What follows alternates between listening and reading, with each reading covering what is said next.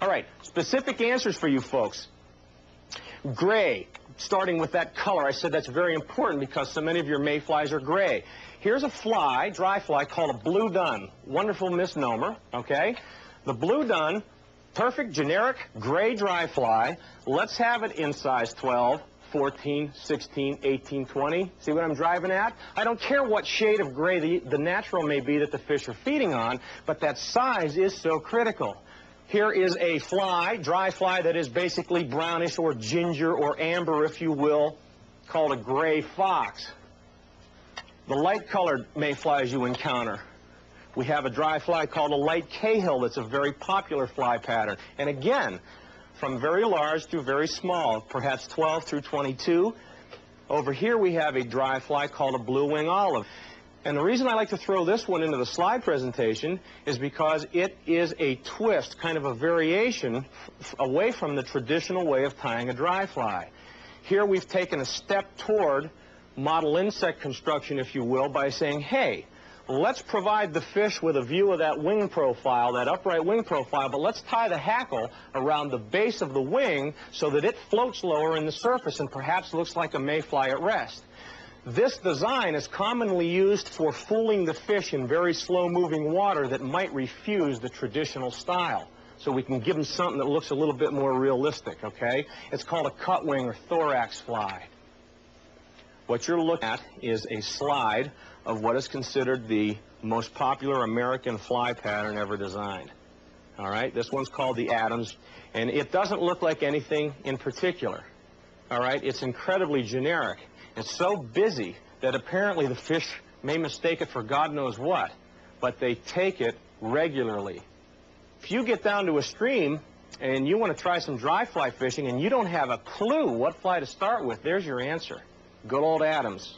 And of the 4 most popular flies that there are, one in each fly category, we consider this to be the best of the dry flies that you can have with you.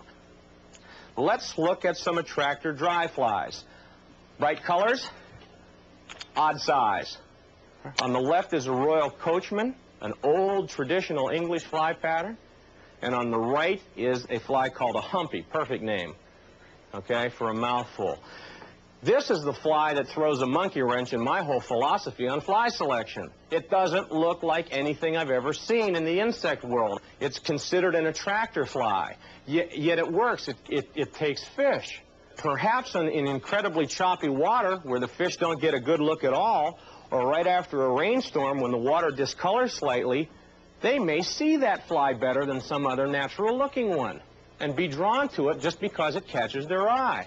Okay? That's the value of an attractor pattern, late in the evening or under adverse visibility conditions from the fish's point of view.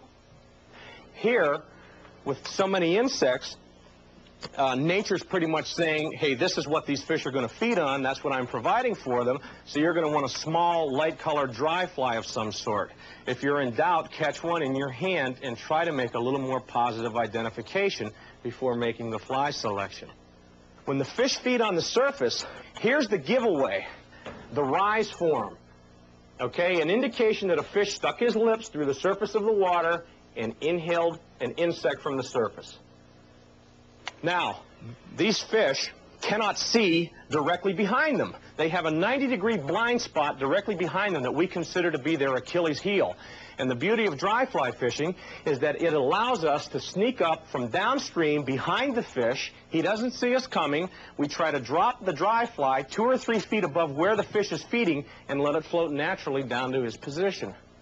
Because of the way they are designed, they always lie facing into the current. Okay? Always. We tend to enjoy catching fish this way when we fly fish, taking them with dry flies. All right? You ready for a real twisted statement? They do about 85% of their feeding subsurface. Okay? But the thing is that the 15% of the food they take from the top is enough to provide us with plenty of action throughout the season as fly fishermen.